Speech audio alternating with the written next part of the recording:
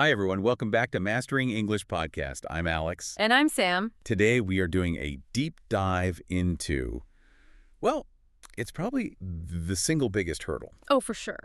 The most common frustration. Especially, I think, for English learners at that intermediate B1 level.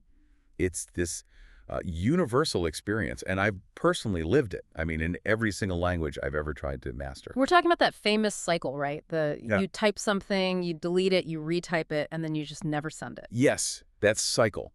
The moment you want to use your English, Yeah. but the actual attempt just stays completely trapped inside your head. Mm-hmm. Think about it for a second. You're ready to send a text, maybe a really crucial email, or even just a short little voice message to a friend. Yeah, something low stakes. Exactly. You know the words, you know the grammar, but the second you start typing, this internal editor just wakes up. And it is loud. It's so loud. You write a sentence, you look at it, and immediately you're thinking, no, wait, that verb tense, that feels a little bit off, or, that phrase isn't quite formal enough. So you delete it. Then you rewrite it. Yeah. Checking every single detail, worrying about spelling and tone, and that big question, does it sound natural? And you've just spent, what, maybe 10 minutes of incredibly intense mental work. And the result is zero communication. Zero. You've completely exhausted all your mental energy just on analysis, but your voice, your ability to connect, has stayed quiet the whole time. That silence, that gap between knowing something and actually doing it, that's really our core focus for this deep dive. It is. We are moving past the traditional lessons on, complex grammar points or exam strategies. Those are useful, of course. Of course. But today we are focused entirely on that critical, paralyzing moment. The moment your brain is super noisy and busy with English, but your mouth is just sealed. We're going deep into the performance of language. And the goal is, well, it's deceptively simple, isn't it?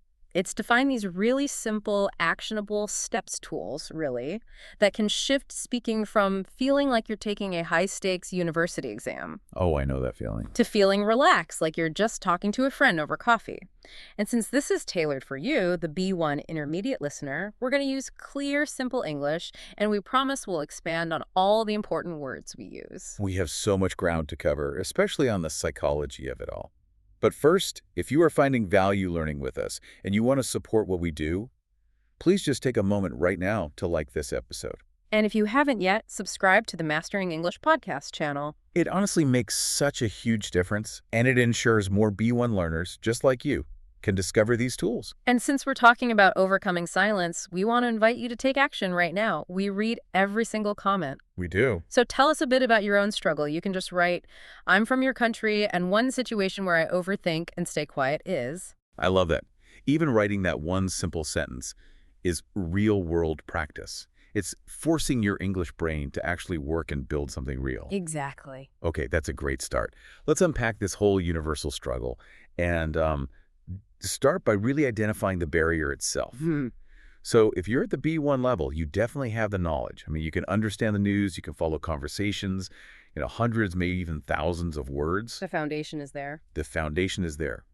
But when the moment comes to contribute, to actually speak, your mouth just feels like it's been switched on mute. On mute is such a perfect image for that feeling. Isn't it? Your head is like a library full of books, full of sentences, maybe even the perfect sentence, the one you dreamed of saying. Right.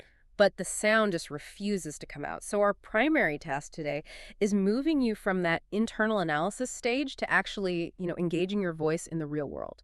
And to make this really real for everyone listening, let's revisit those two anecdotes that frame the struggle so perfectly. The first one is that classic bakery breakdown. Ah, yes. This story really illustrates that sudden, really dramatic cognitive shutdown that happens in those high-pressure, quick moments. I remember this experience because it was just it was deeply frustrating. Yeah. I was learning a new language, and I needed to buy something incredibly simple, just a piece of chocolate cake. Okay, the classic simple transaction. The simplest.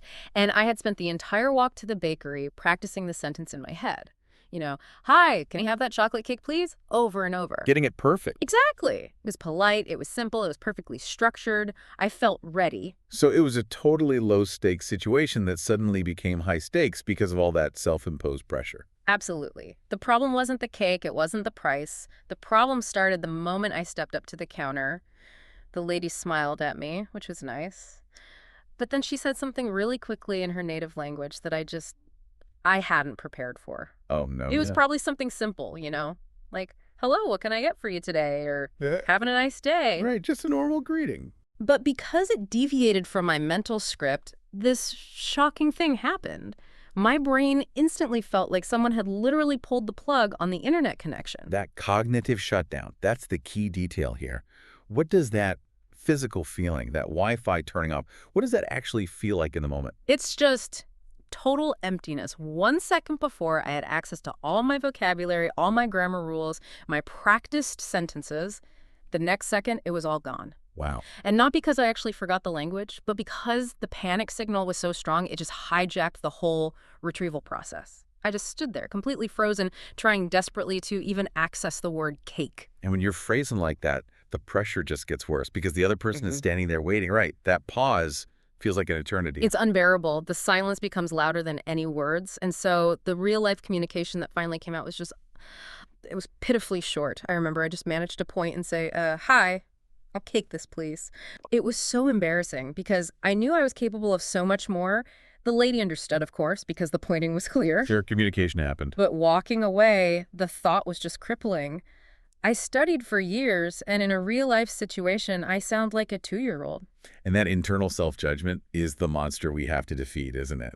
Just the shame that follows a simple mistake, which then just reinforces the fear for next time. Exactly. And the second story, the crowded room, that one captures this internal chaos in a totally different context, like a professional or an academic setting. Right. This is the moment when you're in a meeting or maybe a video call with native speakers, and the topic is something you know really well. You have a full, brilliant, nuanced idea ready to share. In your head, it's perfect.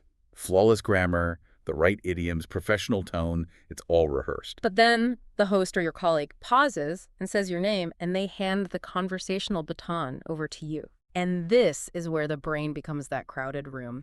It's not a single breakdown like in the bakery. It's more like a chaotic committee meeting of all your internal critics just shouting instructions at the same time. Okay, let's break that down. Who is actually in that room? Because I feel like understanding the critics is the first step to silencing them. Absolutely. So the loudest voice in that room is usually fear. Right. And fear is screaming, don't mess up. Remember that time in high school. Don't look foolish. Fear doesn't care about your great idea. It only cares about your safety. Okay, so fear is there. Then you have grammar. Oh, grammar is so loud. It's shouting, wait, did you remember the conditional perfect tense? Is this supposed to be a passive construction? You have to check the preposition? It demands complete structural perfection. And then, of course, there's vocabulary, who might be the most demanding critic of all, especially for a B1 learner. Yes. Vocabulary is whispering in your ear, this is too simple. Use that advanced idiom you learned last week. Use the formal synonym. You have to impress them. So you've got these three major forces, all screaming conflicting demands at you at the same time. Be safe, be perfect, and be impressive. Yeah.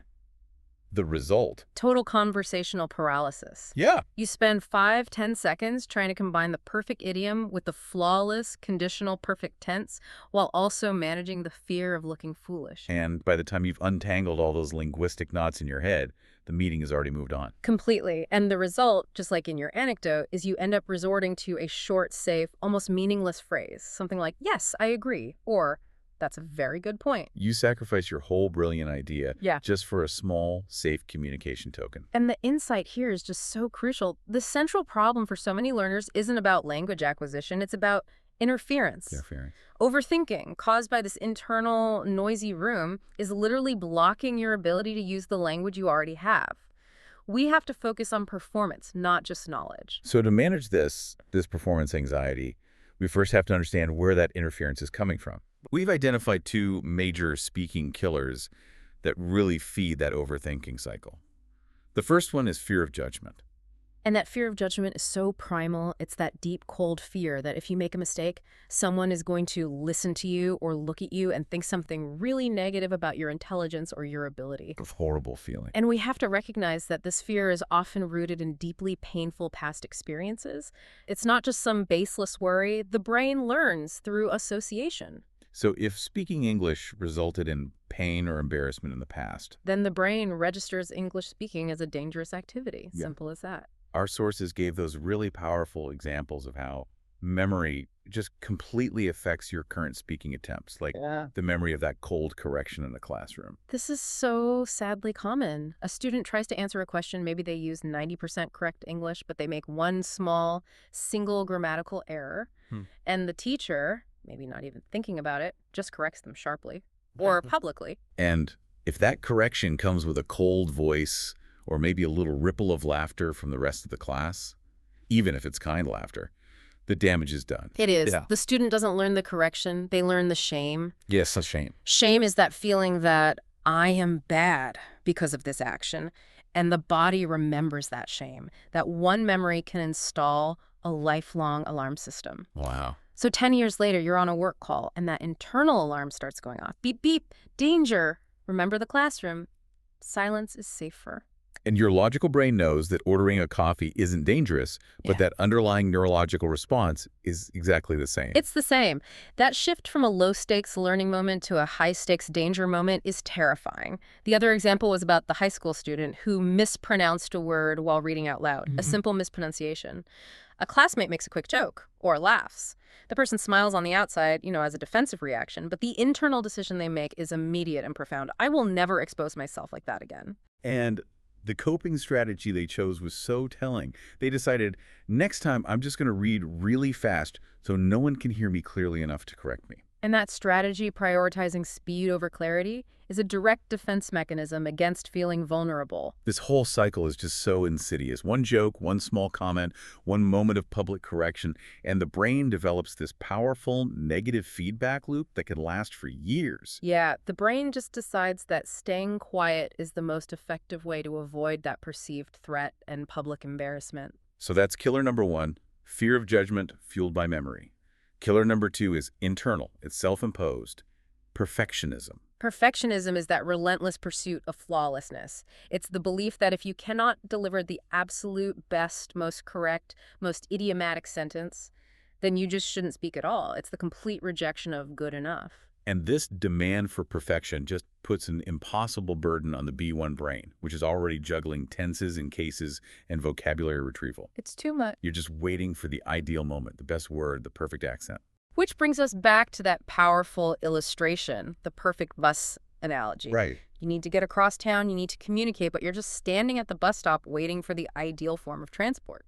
So what does this perfect mythical bus actually look like for the B1 English learner? Well, it's the bus that never arrives. Go. The B1 learner rejects bus number 1 because it requires a simple present tense sentence, and they feel like they should be using a complex passive construction. Okay, so bus 1 is gone. They reject bus number 2 because their accent might sound slightly non-native, and they're waiting for a perfect DBC or Hollywood accent to magically appear. So bus 2 drives away. They reject bus number 3 because they plan to use this impressive, complex idiom they learned last week, but they can't remember the last word, so they just wait for the complete, flawless idiom to show up in their brain. And the results of all this waiting. As you reject the buses that are perfectly capable of getting you there, the simple, real, imperfect sentences, all the opportunities for communication just vanish. Eventually, you are still standing at the bus stop, alone, silent. Having missed the entire journey. Because you insisted on waiting for a vehicle that only exists in a language textbook. I relate so hard to the social examples of this. Trying to contribute to a group conversation, and you spend 10, 15, 30 seconds just polishing that one sentence in your head. You're doing all this internal editing, changing "I think" to "it is my considered opinion that," or replacing good with superlative, and by the time you've achieved this linguistic perfection in your mind, The group is completely moved on. They're talking about something totally different, like travel plans or a new movie. and the most painful part is the retreat. You pretend to check your phone or you look really intently at the ceiling just to avoid the awkwardness of realizing the moment is gone. You chose perfect silence over real-world engagement. The conclusion is just undeniable. The internal noise, the fear, the memories, the demand for perfection, it is actively muting your English voice. We have to shift our strategy from seeking perfection to embracing reality. Okay, we've spent a lot of time dissecting the problem, but this deep dive is all about actionable solutions. So the goal now is not to wait for fear to magically disappear one day. That's not going to happen. It's not. The goal is to create a practical toolkit that lets us start talking even while the fear is still there. We're basically training our brains to prioritize production over analysis. And let's start with tool number 1, which is maybe the most necessary and often the most difficult one for a B1 learner to accept. Use short, simple sentences. This sounds so counterintuitive, doesn't it? Yeah. Especially for someone who's striving to reach B2 or C1 fluency. Why shouldn't they try to speak like a book? Because the cognitive load is just too high.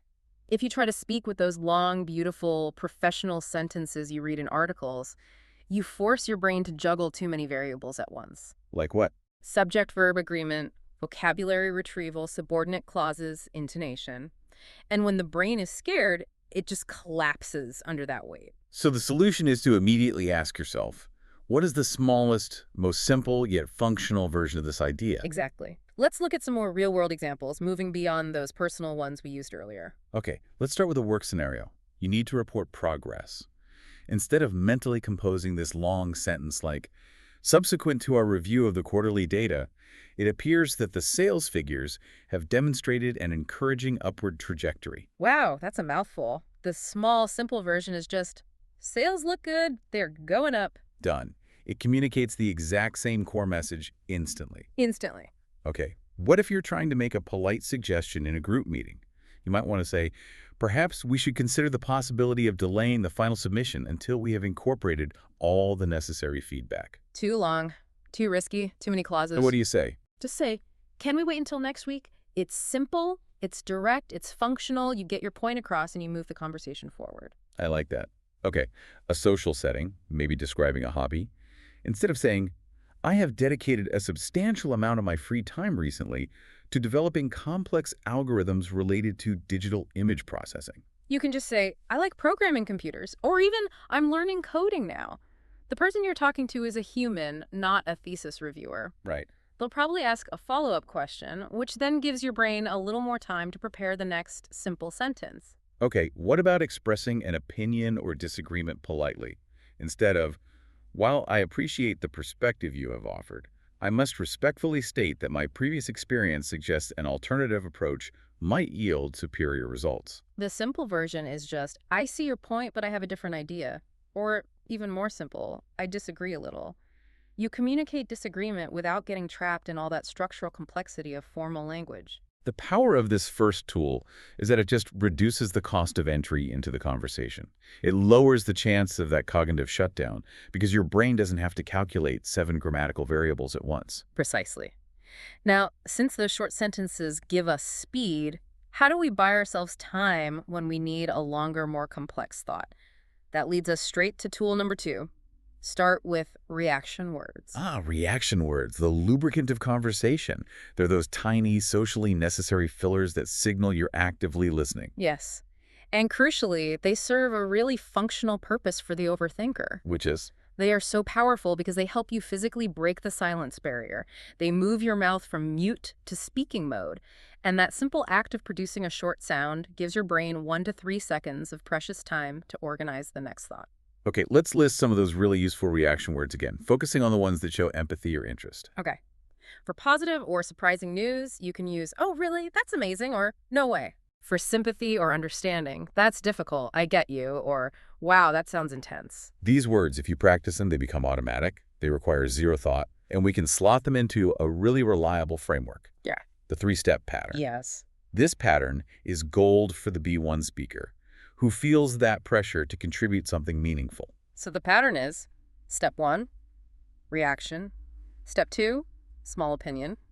And step 3, simple question. Let's run through a couple of new scenarios to show how useful it is. Okay, scenario 1. Your friend tells you, I just got a new job, but it's 90 minutes away from my house. My brain immediately goes to the pattern. Step 1, reaction. Oh, wow, that's great news. You've spoken. You've broken the silence. I've spoken. I've congratulated them. Now, step 2, small opinion, focusing on the difficult part.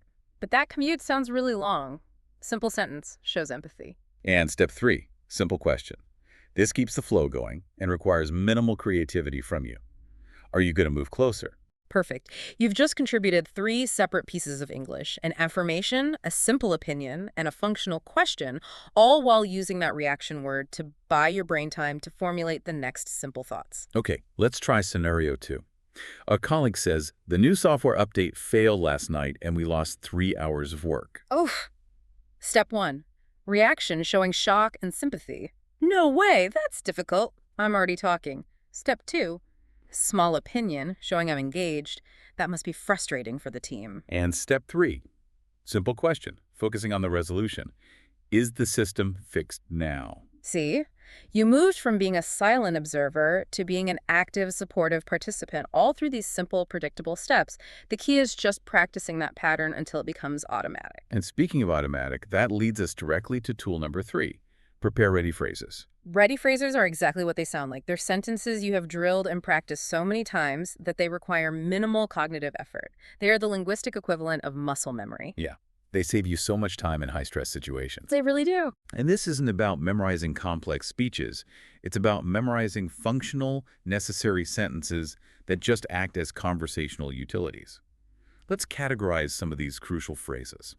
Okay, let's start with work and study phrases, focusing on managing the flow of communication. These are essential for the B1 learner who needs to navigate professional settings. Okay, so the interruption or clarification set. Things like, sorry, could you repeat that?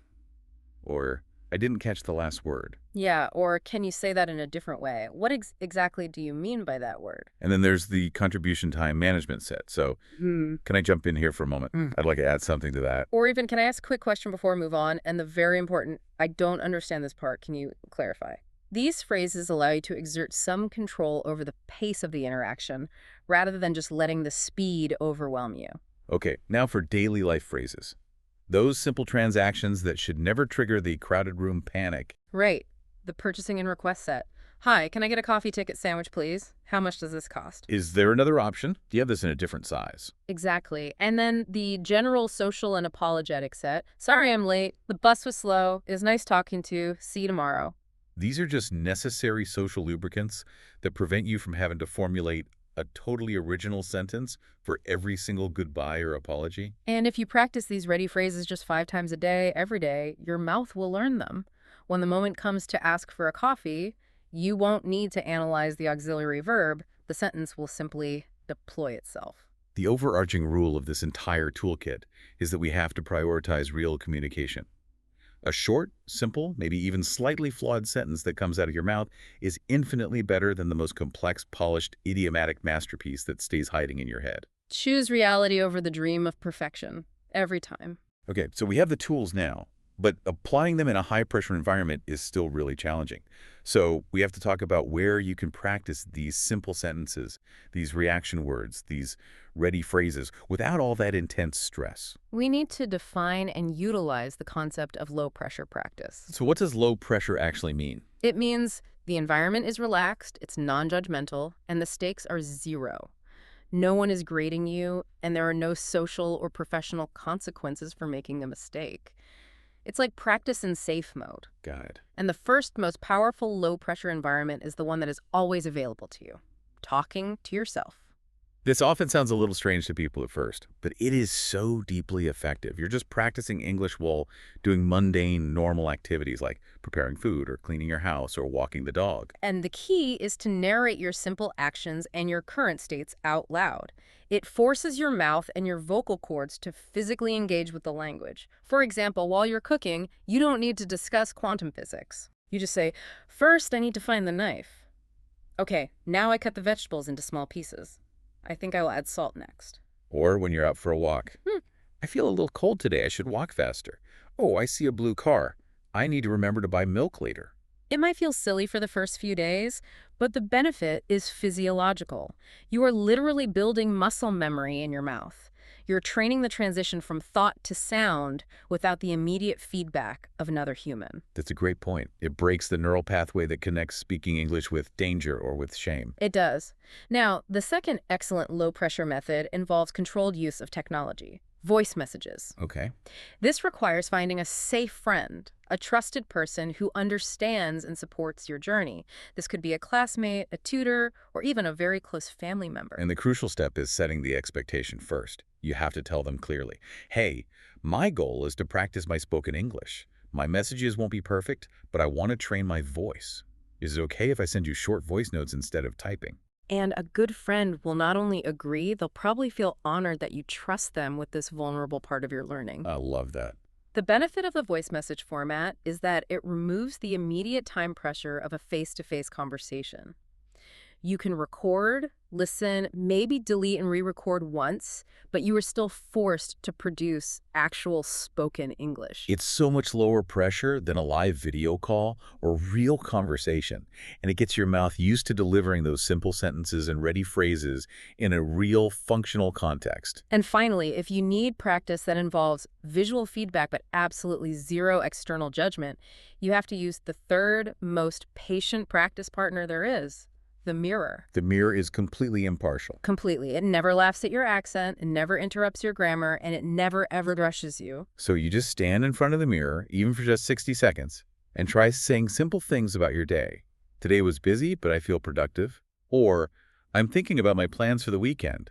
The visual component is really important because you see your own face and your own mouth forming the English sounds. It helps connect the sound you hear with the physical mechanism of speech. It's your own private rehearsal room. I like that dancer analogy. Hmm. Before a dancer performs on the big stage, they spend countless hours practicing the routine alone in a studio. The mirror helps you make those steps automatic and natural. So that when the real conversation stage appears, your body already knows the movements. Now, all of these physical practice methods are excellent, but they won't work in the long term if we don't address the root cause. The voice inside your head. Exactly. We need a complete overhaul of that harsh, strict inner dialogue. That inner voice that screams things like, "You're stupid," or "Your English is terrible," or "You sound so awkward." That self-criticism is more damaging than any correction you've ever received from someone else. We have to replace those harmful phrases with positive, reality-based affirmations. And the first new phrase has to be, "My English is under construction." I love this phrase. It's so liberating. It is. When a building or a road is under construction, it means it's not finished. It might be messy, there might be barriers, but the most important fact is that work is actively happening. You are building something significant. So saying, my English is under construction, isn't an excuse. It's a declaration of progress. It allows you to be imperfect today while you're confidently stating that you're actively growing and improving toward tomorrow. And the alternative phrase for that negative "I can't talk" should be replaced with a focus on action. I'm learning to talk more, one sentence at a time. And this requires a fundamental shift in how we define progress. We have to stop waiting for some magical day where we wake up and speak flawlessly for 30 minutes. Progress is simple. It's moving forward step by step, even if the steps are tiny and slow. Every single time you manage to say one short sentence in English, to yourself, to a friend, to a stranger, you have taken a step forward. You've made progress. And we have to acknowledge and celebrate those micro-victories to change the brain's association with speaking. If you spoke one sentence today, you are already ahead of a person who stayed perfectly silent. The key is consistency and just lowering the bar of perfection so low that you can always jump over it. We've covered a lot of technical ground today, from fear and perfectionism to the necessity of using simple sentences. So before we give you the final challenge, let's take a moment for our focused vocabulary review, our word tour, to make sure these key concepts are really deeply absorbed. Yes, let's do it. We'll start with the main antagonist of our deep dive, overthinking. Overthinking is when you analyze or worry about or debate something so intensely that the thought process itself stops you from taking any action. For example, I was overthinking the correct preposition for 3 minutes, so I missed the chance to answer the question. Or overthinking leads to analysis paralysis, which is why my voice was on mute. Which leads us to our next word, the perfect descriptive word for the silent mouth, mute. Mute just means silent, no sound. We use it to describe that feeling. Even though I had the idea, my mouth was on mute. In this context, it describes the cognitive block that prevents the sound from being produced, even if the thought is ready. And our second big speaking killer was perfectionism. Perfectionism is that relentless, often painful demand for flawlessness. It's the belief that if you make any mistake, even a tiny one, the result is worthless. For example, perfectionism is why I rewrite every email 5 times and then I never send it. It creates so much self-imposed stress. And to combat that stress, we need to seek out low-pressure situations. Low pressure means relaxed, easy, and not stressful.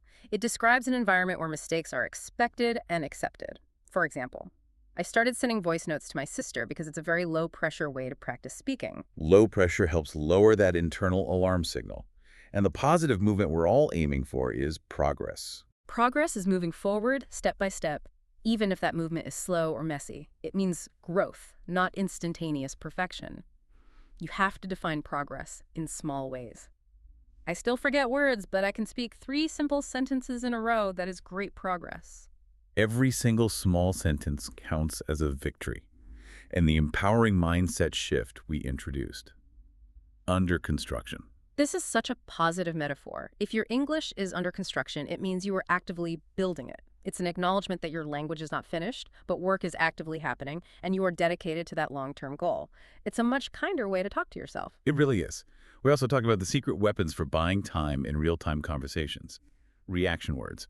Reaction words are those small, functional words or phrases that signal you're listening and engaged. They break the silence and buy you crucial seconds. Examples include, "Oh, really? That's nice. I get you," or "Wow, that sounds intense." And finally, the sentences you train until they feel like a song. Ready phrases. Ready phrases are functional sentences you've practiced until they become automatic.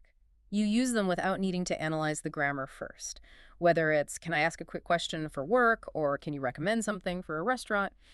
Having these phrases ready in your mouth drastically reduces the cognitive load during high-speed conversations. So this whole deep dive was really about overcoming that internal editor and choosing communication over analysis. And remember this core truth. Your English is under construction, and that process is necessary and it's beautiful. Don't let overthinking silence or mute your genuine voice. We want to leave you not with a huge, overwhelming assignment, but with one tiny, doable micro-challenge for today. We just want you to take one small action. Your task is to say one real sentence in English today. Just one. It can be to anyone, a cashier, a coworker, or maybe just to your reflection in the mirror. Say something simple, maybe one of your new ready phrases, or just a simple observation about your day. The goal is production, not perfection. And here is the provocative thought we want you to take away and just mull over this week. The entire universe of your speaking ability unlocks the moment you genuinely accept that real communication, meaning communication that is imperfect, messy, and maybe slightly awkward, is fundamentally better than perfect silence. So ask yourself, what is one specific situation this week? A meeting, a conversation, a family discussion where you will actively choose reality, choose to speak over the comfort of waiting for perfection? We are truly proud of you for showing up, for listening, and for continuing to push your boundaries. If this deep dive resonated with you, please share it with a fellow learner who also struggles with overthinking. You might just become each other's safe practice friend. I love that. Thank you for spending this time with us and continuing your powerful English journey with the Mastering English podcast. Keep speaking and keep moving forward. I'm Alex. See you next time. And I'm Sam. Bye.